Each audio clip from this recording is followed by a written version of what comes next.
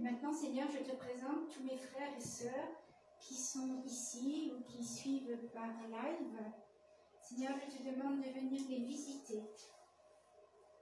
Viens leur redonner force pour ceux qui sont fatigués particulièrement, pour ceux qui se sont levés de bonne heure pour être là aujourd'hui.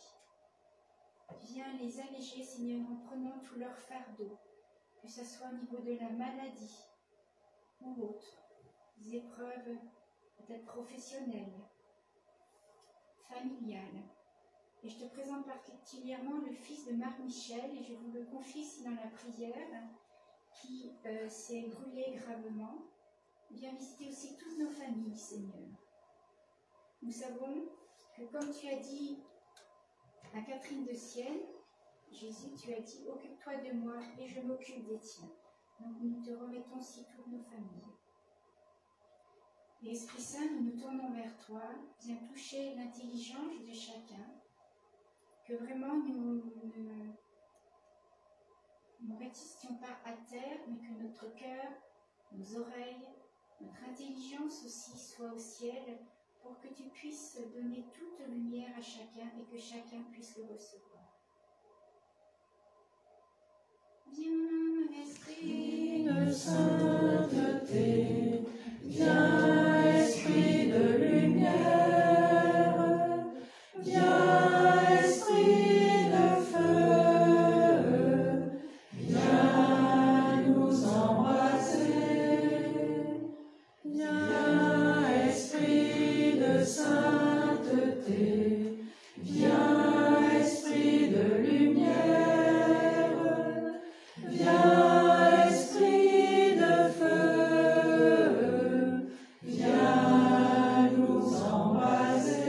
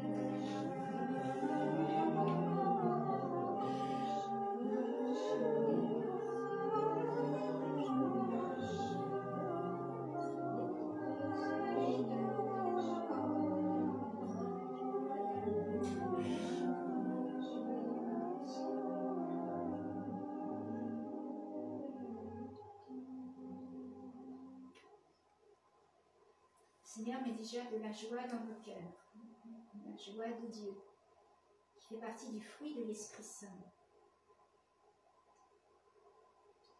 Amen. Amen. Alors, on commence après par la prière de l'étudiant de saint Thomas d'Aquin. Alors, ensemble, si vous voulez, Créateur Ineffable, source de lumière et de sagesse, veille de répandre sur mon intelligence un rayon de ta clarté. Chasse de moi les troubles ténèbres du péché et de l'ignorance. Donne-moi la pénétration pour comprendre, la capacité de retenir, la méthode et la facilité pour apprendre, l'aisance pour parler. Engage le début, conduis le progrès, couronne la fin. Toi qui, vrai Dieu et vrai homme, vis et règne dans les siècles des siècles. Amen. Donc, comme je disais tout à l'heure, aujourd'hui, nous allons faire un rappel sur l'Esprit Saint, que ce soit qui il est, et après un survol de la vigne. Alors ensuite, nous avancerons, si on peut dire, en même temps sur deux rails comme un train, comme le train de l'Esprit Saint, bien sûr. Donc il y aura une rail où ça sera pour connaître notre être spirituel, et l'autre rail, ça sera pour mieux collaborer avec l'Esprit Saint.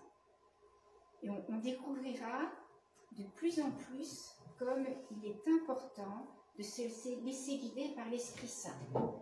Alors vous vous rappelez facilement parce que c'est le meilleur GPS, guidé par le Saint-Esprit. Il n'y a pas mieux. Il est toujours, on peut toujours le contacter, quel que soit où vous êtes. Même si un jour vous allez sur la Lune, il y sera. Ou sur Mars, maintenant, c'est plus d'actualité. Mais voilà, toujours à notre écoute. Et on aura l'occasion de le redire, mais quand on dit « Viens, Esprit Saint », il ne fait jamais la sourde oreille. Hein, il est toujours là.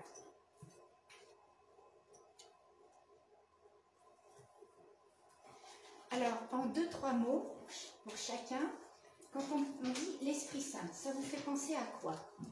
4-5 mots, disons. Souffle. Souffle. Colombe. Colombe. Celui qui nous guide. Celui qui nous guide. Chaleur. Chaleur. Baptême. Consolateur. Consolateur. Baptême. Comment? Baptême. La paix. La paix. Eau vive. L'eau vive.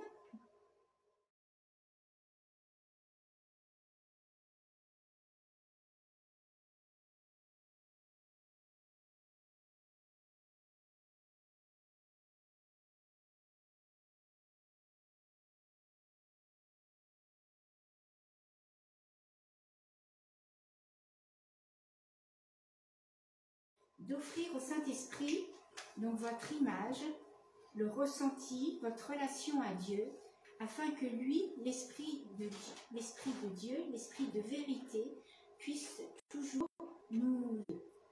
Parce que même si on imagine quelque chose de très beau et qui correspond quand même à ce qu'il est, on sera toujours en dessous de ce qu'il est réellement. Donc je vous invite, voilà, à confier cela à Dieu afin que nous puissions le rencontrer toujours plus intimement. Dieu qui est Père, Fils et Saint-Esprit. Par exemple, c'est sûr, quelqu'un qui a eu un père autoritaire va transposer à Dieu le Père, eh bien, sa relation qu'il a eue avec le Père. Et si on a été fortement blessé par notre maman terrestre, on va avoir du mal jusqu'à temps que le Seigneur nous guérisse, enfin lui offrir et nous guérir, pour aussi approcher une relation plus intime avec la Vierge Marie.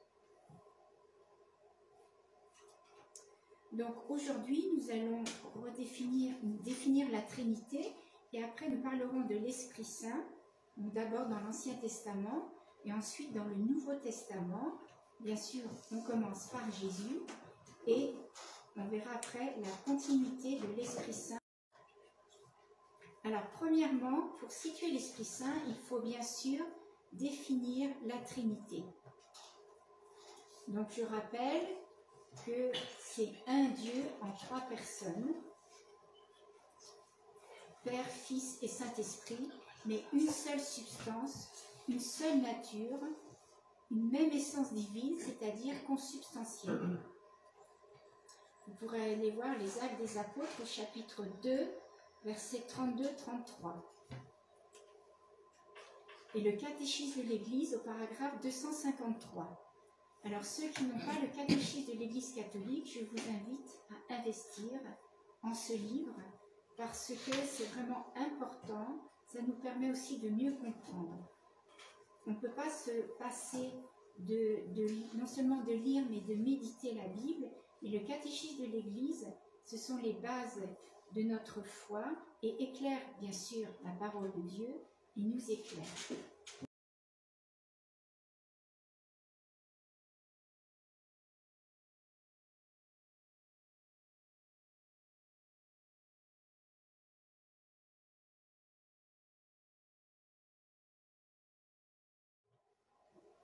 Donc prenons bien conscience que la Trinité est le mystère central de la foi et de la vie chrétienne. Et nous, chrétiens, nous avons beaucoup de chance, pour dire de grâce, parce que nous avons cette révélation supplémentaire par rapport aux autres religions de l'incarnation du Fils de Dieu en Jésus. Et toute l'histoire du salut n'est autre que l'histoire de la voie et les moyens par lesquels Dieu, vrai et unique, Père, Fils et Saint-Esprit, se révèlent se réconcilie et s'unit les hommes devenus pécheurs. Donc le Saint-Esprit est une personne distincte du Père et du Fils et égale aux deux dernières personnes citées. Le symbole de Nicée, comme vous le savez, dit même gloire et même adoration pour l'Esprit Saint. Donc n'hésitons pas quand on adore, quand on est devant le Saint-Sacrement, en disant je t'adore Jésus, et par là je t'adore Père, je t'adore Esprit Saint. Sachez aussi que le rôle de l'Esprit Saint, qui est moins connu, eh bien, n'est pas moins important que celui du Père et du Fils. Par contre, son expérience est fondamentale dans notre vie spirituelle. Donc, en un mot, l'Esprit Saint est l'amour du Père et du Fils. De toute éternité, le Père engendre le Fils, c'est-à-dire, il donne tout son amour au Fils, et le Fils le reçoit sans aucune perte. Et ensuite, le Fils va le redonner au Père, toujours sans aucune perte. Donc, quel amour, quelle chaleur d'amour qui est d'extra au ciel. On va vivre tout cela, mais déjà sur terre, on a déjà de quoi vivre cette expérience de l'amour. On a déjà les arbres de l'Esprit Saint sur cette terre. Donc, cet amour entre le Père et le Fils et le Père, eh bien, c'est une personne, c'est l'Esprit Saint. Et cet amour est parfait. Elle n'est pas possessive, comme on peut voir trop dans le monde, je t'aime, mais pour moi. Non, c'est pas du tout ça dans la Trinité. Tout est commun, oubli de soi, une recherche du bien de la personne aimée. Donc le Saint-Esprit est le don par excellence qui unit le Père et le Fils et qui nous unit au Christ et entre nous dans le Christ. Et qui, par le Christ, nous conduit au Père. C'est-à-dire que l'Esprit Saint donc chaque personne de la Trinité, ou hypostase, a des missions propres, mais ils font toujours tout ensemble. Et donc c'est l'Esprit Saint qui nous conduit à Jésus, et Jésus nous conduit au Père. Donc l'Esprit Saint nous conduit à Jésus, et Jésus nous conduit au Père. Donc, ils œuvrent toujours ensemble, je le répète, parce que ça, c'est important qu'on le prenne bien en considération. Et on voit dans la Bible, ils œuvrent du commencement jusqu'à la consommation de notre salut.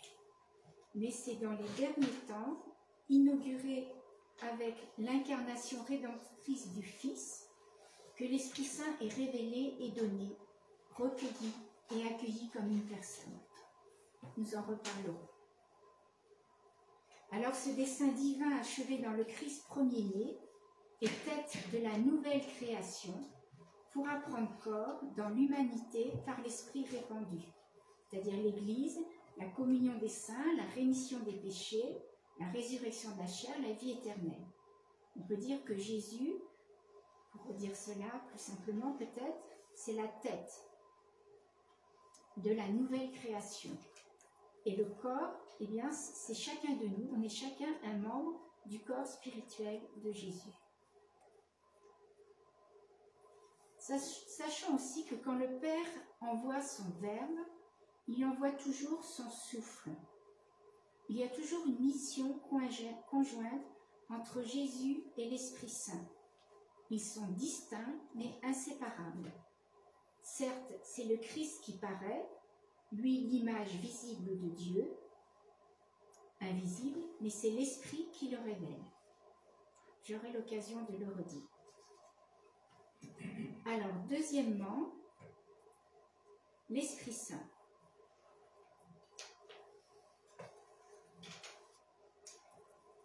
Alors, personne n'a dit, tout à l'heure, mais pourquoi pas, l'Esprit Saint, ça me fait penser à Dieu.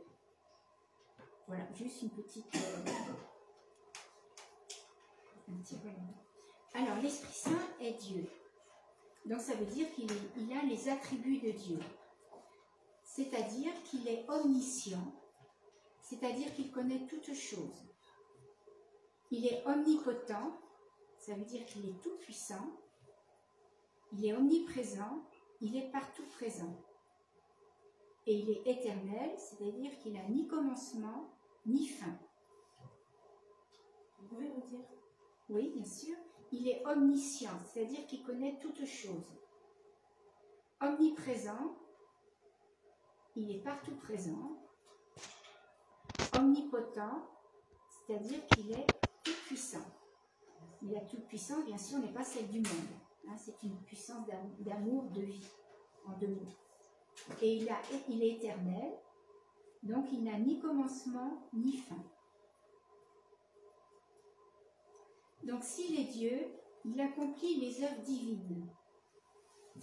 Donc en quelques lignes,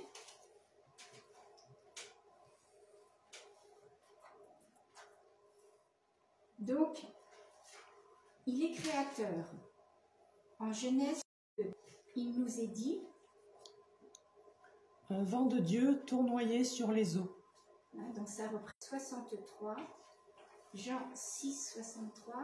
C'est l'esprit qui vivifie. Ensuite, il inspire la prophétie. C'est poussé par l'Esprit Saint que les hommes ont parlé de la part de Dieu. Et comme œuvre divine aussi, il donne la vie. En Jean, chapitre 6, verset 63.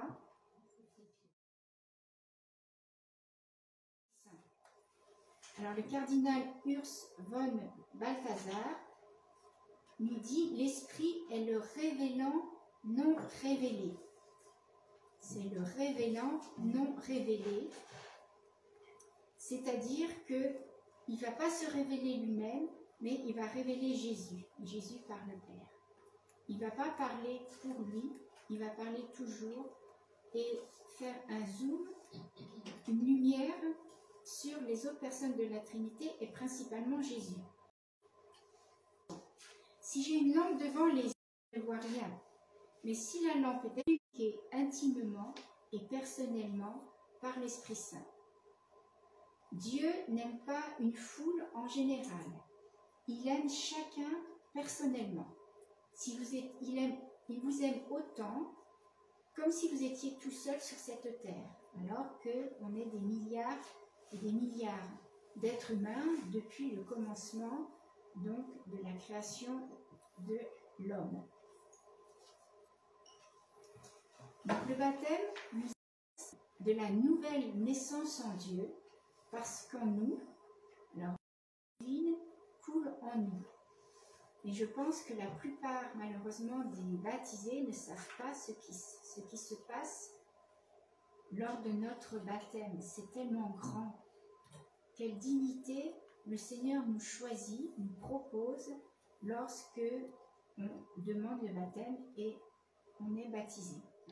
Je prends cet exemple, c'est toujours le même, excusez-moi pour les anciens, mais si on a un potager, on a tous les instruments. Si on ne prend pas les instruments pour retourner la terre, pour l'arroser, etc., eh bien, on ne va pas avoir des bons haricots verts ou des belles tomates. Hein, il faut utiliser les instruments pour cela. Donc nous, c'est pareil. Et je ne dirai jamais assez, c'est que le Seigneur nous laisse la liberté. Il ne va jamais venir par effraction pousser notre porte du cœur. C'est à nous de l'inviter. Et le Seigneur ne demande que ça. Il frappe régulièrement à notre porte, toujours, et il attend notre invitation, qu'on lui ouvre la porte.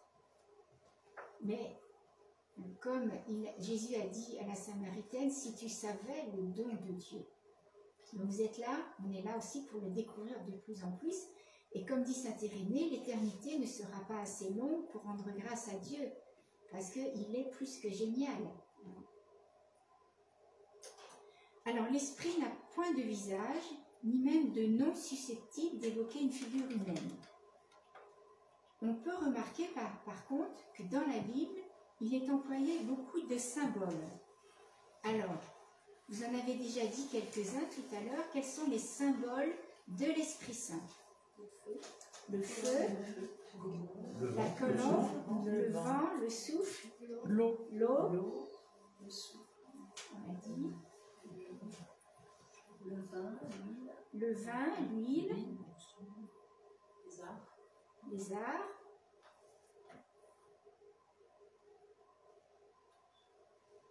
Il y en a d'autres encore.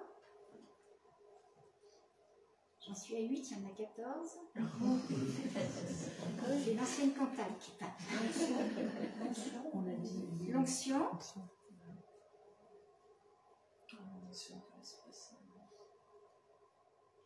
alors nous allons les voir. Alors, le souffle, l'onction, l'huile, la colombe, la nuée, le sceau, gage ou harpe, le vin, la main, le doigt, l'eau vive, le feu, l'air, le vent.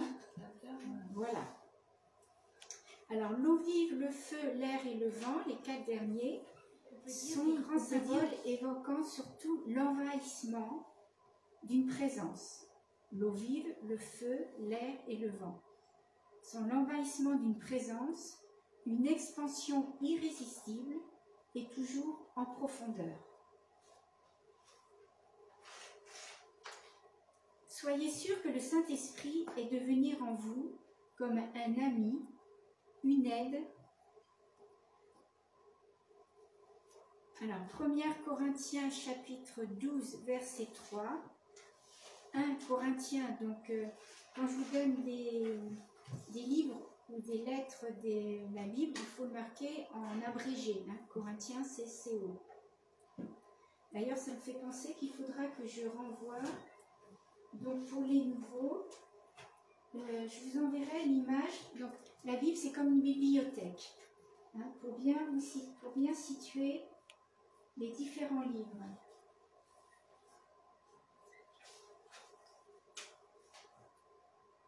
Et après, vous vous entraînez à savoir en raccourci les noms. Donc alors, Bernadette. Nul ne peut dire Jésus est Seigneur s'il n'est avec l'Esprit Saint. Et dans la lettre aux Romains, chapitre 8, verset 6, l'Esprit en personne se joint à notre esprit pour attester que nous sommes enfants de Dieu.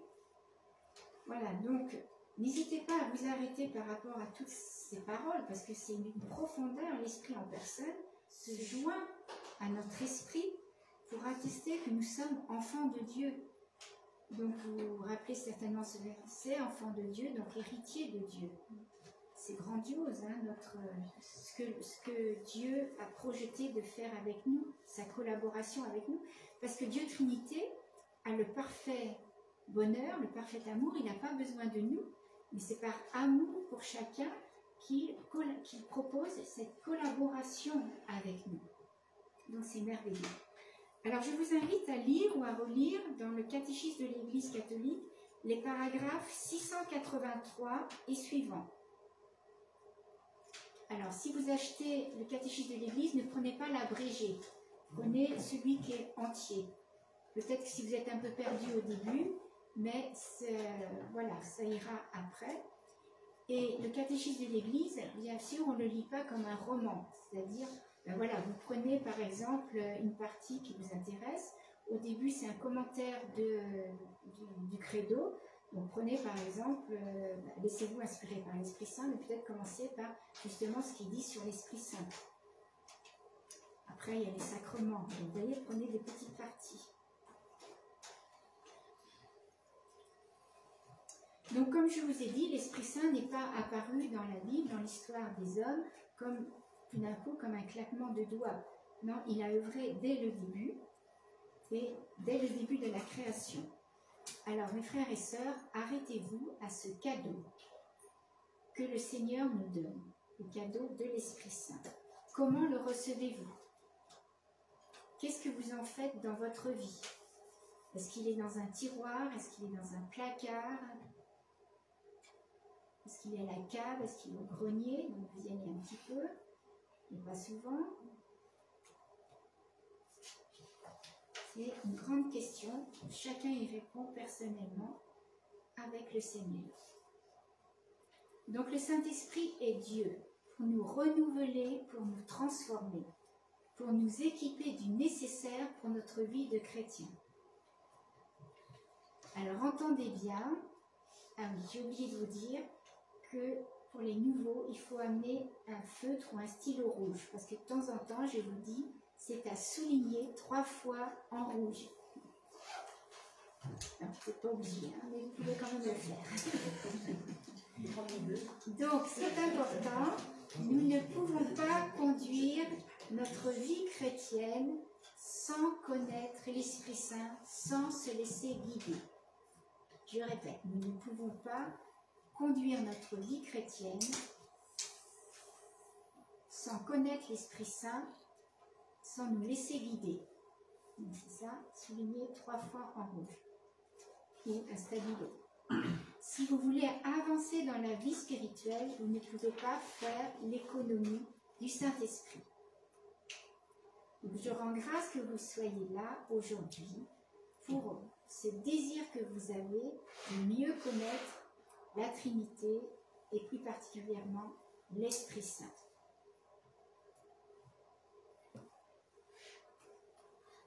Alors, je vous transmettrai ces questions que je vous pose et donc vous répondrez donc, chez vous.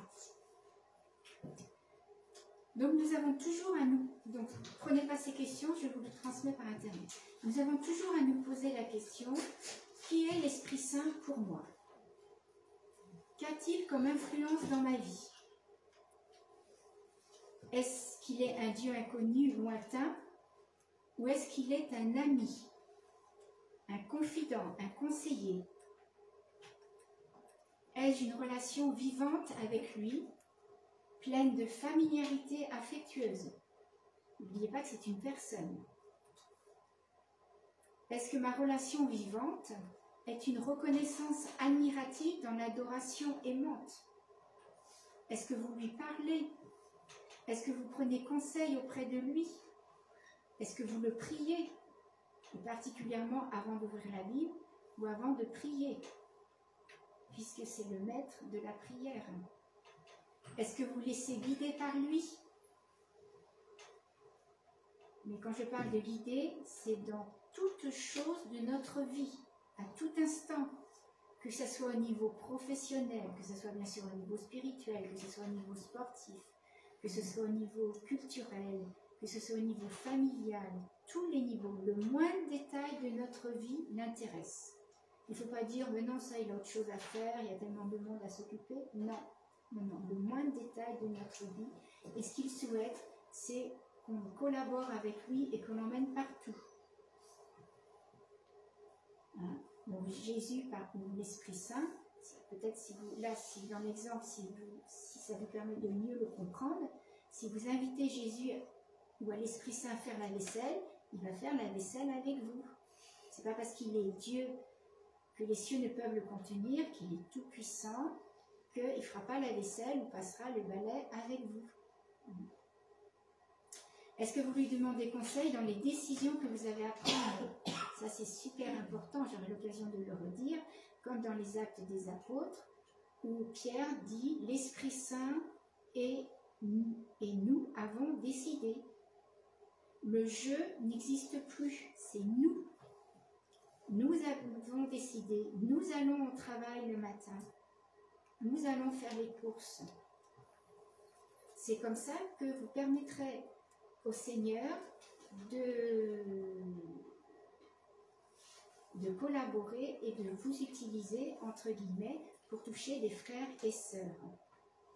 Quand vous allez au supermarché et qu'il y a l'attente à la caisse, eh bien profitez-en pour demander, Esprit Saint, qu'est-ce que tu veux que je dise? Alors ne vous laissez pas influencer, je parle aussi pour moi, de dire mais je ne sais pas quoi dire. Demandons à l'Esprit Saint de dire qu'est-ce que tu veux que je dise là à ce moment. Et vous avez, je ne sais pas, la plupart je pense connaissent la fraternité Notre-Dame-Mère de Lumière, mais ces jeunes ils sont formidables, ils ont plein de talents. J'écoute pas souvent, mais j'ai écouté dernièrement une vidéo, alors je ne sais plus comment ça s'appelle, une des filles, même dans une queue, à un feu rouge. L'Esprit Saint lui a demandé d'aller dans une femme, dans une voiture, et il y avait une femme qui était à côté. Alors elle est allée, elle ne savait pas quoi dire, elle est allée, c'est sorti évidemment au dernier moment, et la dame lui a dit, j'attendais un signe du Seigneur. Donc vous voyez, comme le Seigneur veut nous traverser pour toucher nos frères et sœurs, pour le monde qui se meurt. Et donc, les anciens, j'espère que vous avez affiché Luc 4, 18. Donc, je vous le transmettrai pour les nouveaux. Alors, vous vous rappelez qu'est-ce qu'il est dit? L'Esprit du Seigneur est sur moi parce qu'il m'a consacré par l'onction pour porter la bonne nouvelle aux pauvres, aux aveugles le retour à la vue, voilà, etc. Voilà, la libération pour les prisonniers et annoncer une année de grâce. Voilà, je pense que c'est très important que tous les chrétiens l'affichent, justement parce que vous collaborez et vous donnez la liberté au Seigneur de passer à travers vous. Donc vous le mettez dans un endroit où vous êtes forcément chaque matin, vous le voyez. Donc moi je l'ai mis dans la glace, dans la salle de bain. Donc évidemment, comme il y a le lavabo en dessous, on se regarde dans la glace. Et se regarder aussi, comme on avait dit une fois, se regarder avec les yeux du Seigneur. Voilà. Ou un autre endroit, mais mettez-le dans un endroit où vous ne pouvez pas ne pas le voir. Alors, encore quelques questions. Est-ce que vous avez déjà remarqué la relation de Jésus, homme, avec l'Esprit Saint? Donc, si vous ne l'avez pas fait, vous pouvez le refaire aussi encore. C'est de prendre un évangile, tel que Luc, par exemple, et de demander à l'Esprit Saint de bien ouvrir vos ornières pour voir cette relation entre Jésus et l'Esprit Saint. Parce que bien sûr, nous, c'est la même chose. C'est pas ça sera, c'est la même chose. Et après, dans les Actes des Apôtres, eh bien, voir comment l'Esprit Saint agit avec les apôtres. Ça, c'est un grand enseignement pour nous. Donc, autre question aussi, quelle était la puissance de Jésus et qu'est-ce que vous attendez de l'Esprit Saint?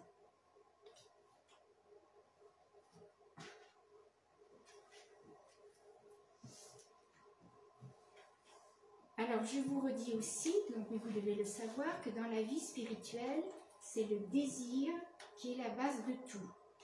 Plus on a un grand désir, plus on permet au Seigneur de nous emplir et d'œuvrer en nous. La petite Thérèse dit, si vous avez la capacité d'un dé à coudre, le Seigneur va remplir le dé à coudre. Mais si vous êtes comme les jarres des Juifs qui contiennent 100 ou 300 litres, je ne sais plus, le Seigneur va remplir la jarre que nous sommes.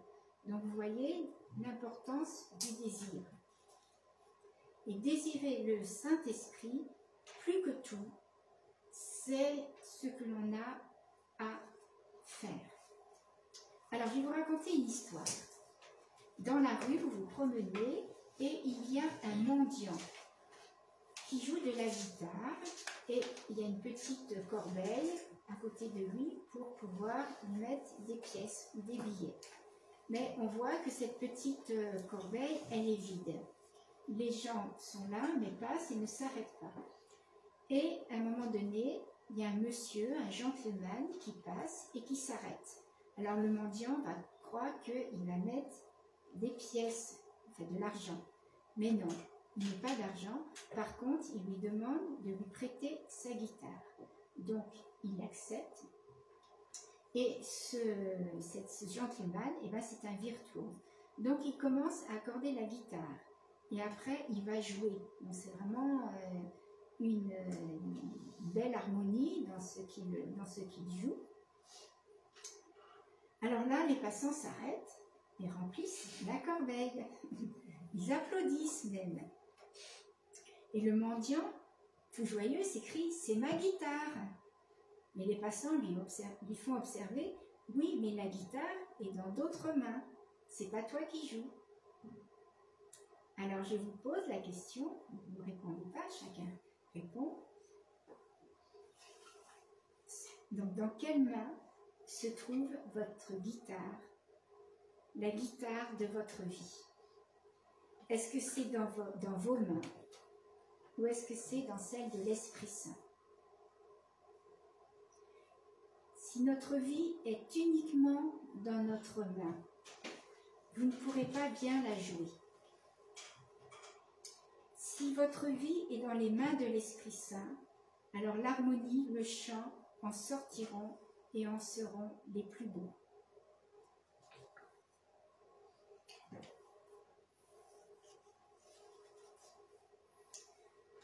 Et je rejoins le Père Marie-Eugène de l'Enfant Jésus quand il exprimait le souhait suivant. Je voudrais que vous puissiez tous dire le plus tôt possible que l'Esprit Saint est mon ami.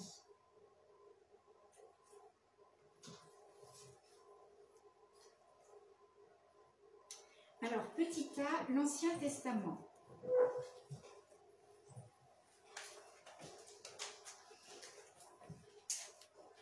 Dieu. L'Esprit Saint dans l'Ancien Testament n'est pas révélé encore comme une personne, mais on peut dire comme une force divine transformant des personnalités humaines pour les rendre capables de gestes exceptionnels.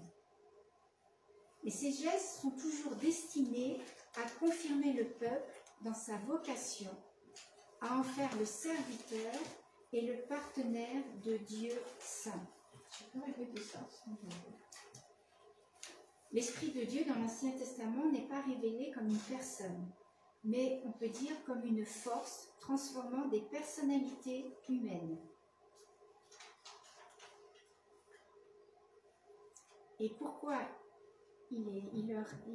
pourquoi l'action de l'Esprit Saint pour transformer les personnalités humaines, c'est pour les rendre capables de gestes, on peut dire, exceptionnels, qui ne sont pas capables de faire par eux-mêmes.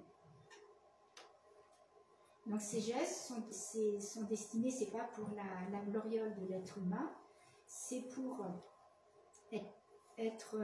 c'est toujours pour confirmer le peuple dans sa vocation, à en faire un serviteur de Dieu et le partenaire du Dieu saint.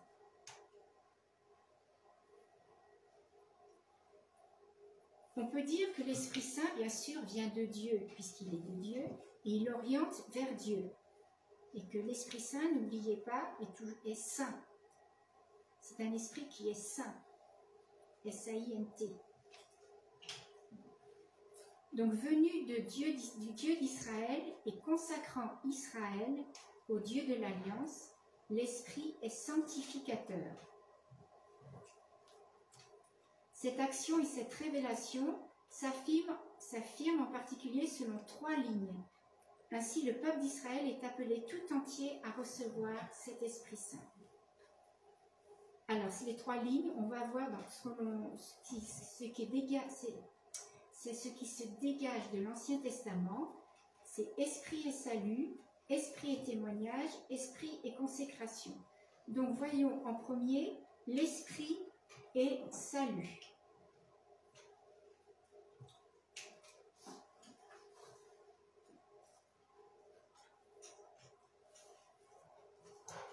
Alors dans l'Ancien Testament, il y a un moment donné, donc Dieu envoie des juges qui sont suscités par l'Esprit Saint. Donc sans que rien ne les y prédispose, sans pouvoir opposer de résistance, on peut dire, ce sont des simples fils de paysans, par exemple, tels que Samson, Gédéon, Saül, qui sont brusquement et totalement changés, non seulement rendus capables de gestes exceptionnels d'audace et de force, mais doués d'une personnalité nouvelle, capable de tenir un rôle et d'accomplir une mission celle de libérer le peuple. Ensuite, les rois. On peut dire que les juges ne sont que des libérateurs temporaires et l'esprit les quitte une fois que leur mission est accomplie. Et ils ont pour héritier les rois. Donc les rois sont chargés d'une façon permanente, d'une fonction permanente. Et le rite de l'onction qui les consacre manifeste l'empreinte indélébile de l'esprit et les investit d'une majesté sacrée. On pourrait les voir dans le premier livre de Samuel, chapitre 10. 1 Samuel chapitre 10, verset 1 et chapitre 16, verset 13. 16, 13. Chapitre 16, verset 13. Donc, vous comprenez bien que cette empreinte indélébile que les rois ont d'abord reçue, eh bien nous, au baptême, c'est pareil. Je fais une aparté. Donc, c'est une empreinte indélébile que l'on a reçue à notre baptême. Et les gens qui veulent se faire débaptiser, au niveau du baptême chrétien, eh bien, c'est pas possible. C'est pas parce que ils veulent être rayés d'un registre, mais il y a toujours le sceau de l'Esprit Saint en eux. C'est pas le baptême de la République, je parle. Ensuite, après les rois, on voit le Messie. Donc, l'onction rituelle ne suffit pas à faire des rois des serviteurs fidèles de Dieu, capables d'assurer à Israël le salut, la justice et la paix. Pour remplir ce rôle, il faut une action de l'esprit plus pénétrante. L'onction directe de Dieu qui marquera le Messie avec un grand M. Sur lui, l'esprit non seulement descendra, mais reposera, nous dit Isaïe chapitre 11, verset 2. Isaïe 11, verset 2. En lui, il fera éclater toutes ses ressources, la sagesse et l'intelligence, comme en Bessaléel ou en Salomon. Alors, Dieu parla à Moïse.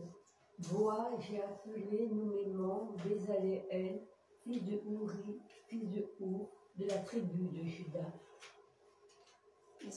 Je l'ai rempli de l'Esprit de Dieu, habilité, intelligence et de savoir-faire pour toutes sortes d'ouvrages, pour concevoir des œuvres d'art, pour travailler l'or, l'argent et le bronze, pour tailler la pierre à sertir, pour tailler le bois et pour exécuter tout travail. Donc cela, on le trouve dans Exode, chapitre 31, versets 1 et 5. Et au chapitre 35, versets 34 et 35. Il a mis en son cœur, à lui ainsi qu'à Oholiab, fils d'Azizamak, de la tribu de Dan, le don d'enseigner. Il les a comblés d'habileté pour exécuter toutes sortes d'ouvrages et de ceux qui conçoivent des projets. Vous voyez, la sagesse, l'intelligence, entre autres que l'Esprit Saint peut donner.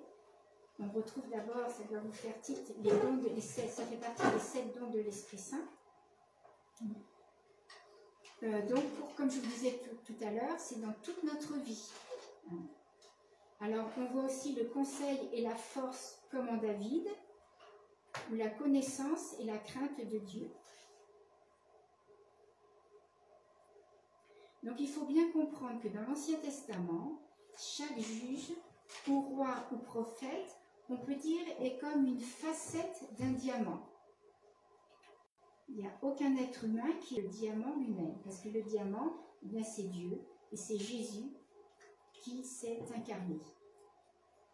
Mais déjà, vous voyez, la lecture de l'Ancien Testament nous apporte beaucoup, parce que on voit déjà comment, justement, quand l'Esprit Saint prend possession d'un homme ou d'une femme, pour une mission particulière, combien ça les change et qu'est-ce que ça leur apporte. Je vous rappelle que dans tout l'Ancien Testament, le Nouveau Testament est inclus, et dans tout le Nouveau Testament, l'Ancien Testament est inclus. Donc c'est super de faire une étude entre les deux. Et quand vous prenez par exemple un mot dans le Nouveau Testament et que vous prenez le même mot dans l'Ancien Testament, et bien cela va vous éclairer par rapport au sens du mot.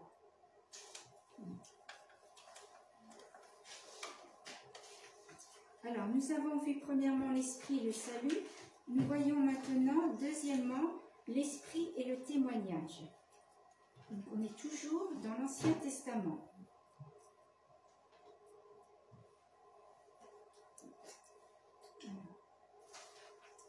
Donc, on peut remarquer que c'est les hommes, c'est plus les hommes quand même, en possession d'un métier ou d'une situation, en pleine conscience et souvent dans la révolte de tout leur être, une pression, on peut dire une pression souveraine, les contraint de parler. Ça vous fait penser à qui cette contrainte? Il y a un prophète particulièrement qui a vécu cela. Jonas. Jérémie. Voilà, c'est pour ça que j'ai enlevé là. Alors, qu'est-ce que dit Jérémie? Tu m'as séduit, Seigneur, et je me suis laissé séduire. Tu m'as méprisé, tu as été le plus fort. Je suis prétexte continu à la moquerie, la fable de tout le monde. Chaque fois que j'ai à parler, je dois crier et proclamer violence et dévastation. Et la suite? La parole de Dieu a été pour moi source d'opprobre et de moquerie tout le jour. Je me disais, je ne penserai plus à lui, je ne parlerai plus en son nom. Mais c'était en mon cœur comme un feu dévorant, enfermé dans mes os. Je m'épuisais à le contenir, mais je n'ai pas pu. Vous trouvez cela en Jérémie chapitre 20, versets 27 et suivants.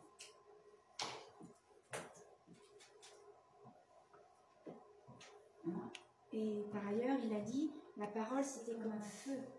Et je ne pouvais pas la contenir.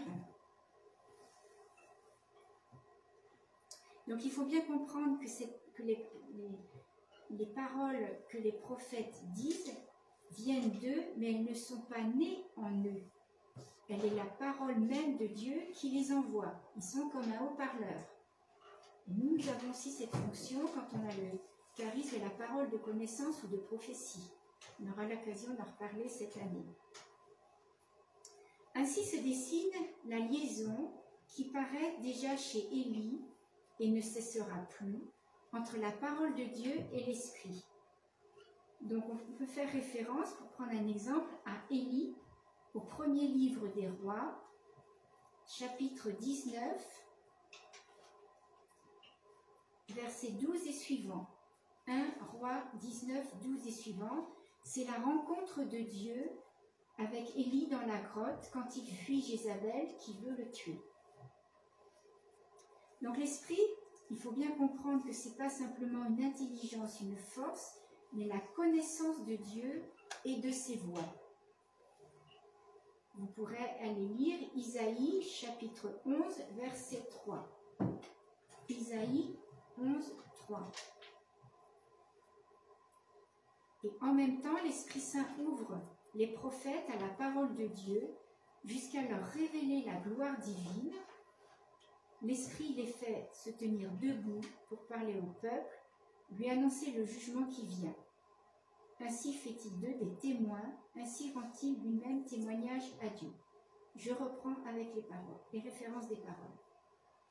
Donc le Saint-Esprit ouvre aussi les prophètes à la parole de Dieu jusqu'à leur révéler la gloire divine. Ézéchiel chapitre 3, verset 12. Donc Ézéchiel en abrégé c'est EZ. Ézéchiel 3, 12 et chapitre 8, verset 3.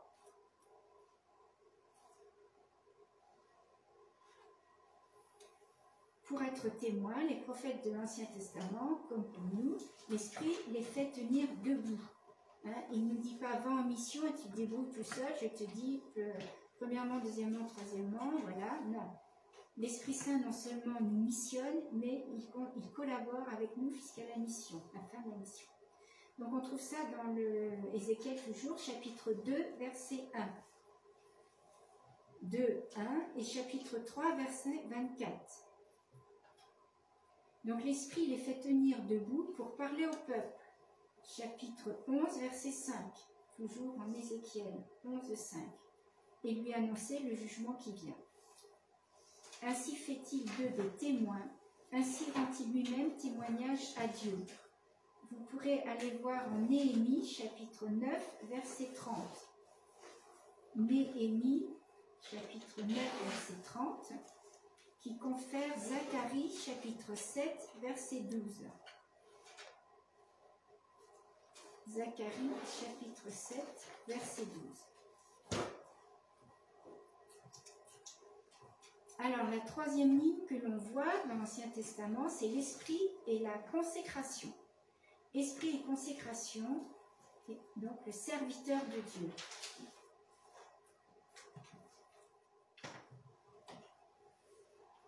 Alors, la convergence entre le rôle messianique et libérateur de l'esprit et son rôle prophétique, d'annonciateur de la parole et du jugement, déjà manifeste chez le Messie d'Isaïe,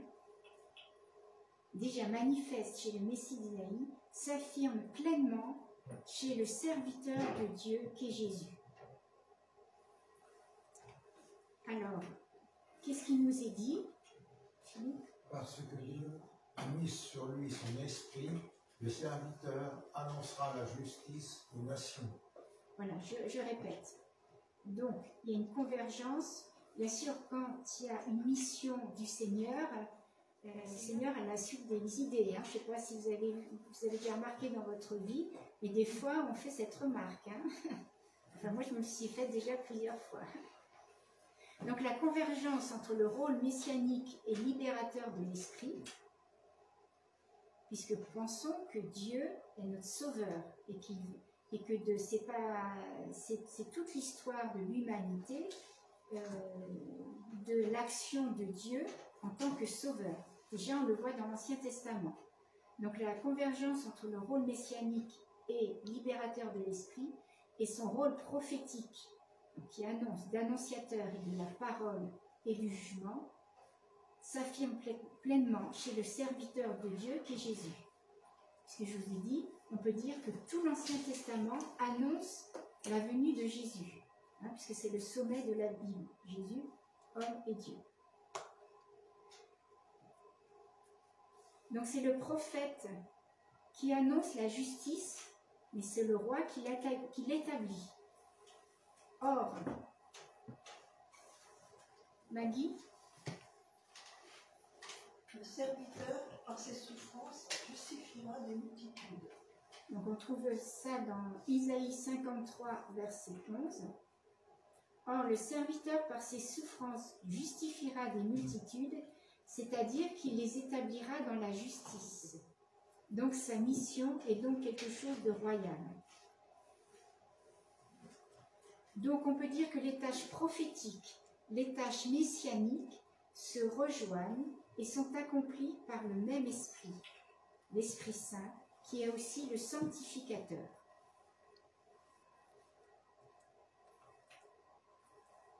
Alors, est-ce que vous voulez une pause? Oui.